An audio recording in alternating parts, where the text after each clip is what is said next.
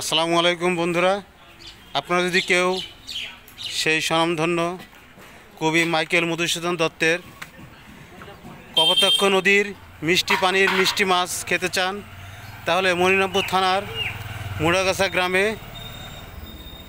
ঈদগাহর সামনে চলে আসবেন, মাছ পেয়ে যাবেন।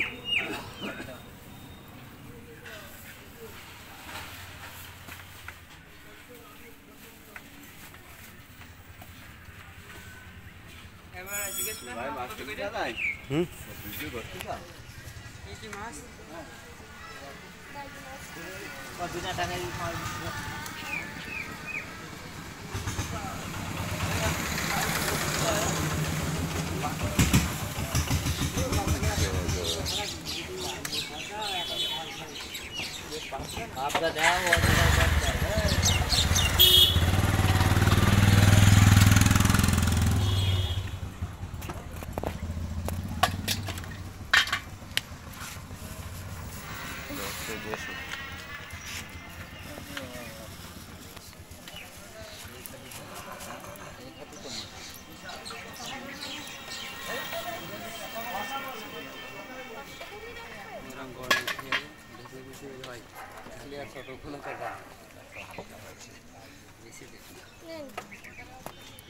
ভাঙতো নেই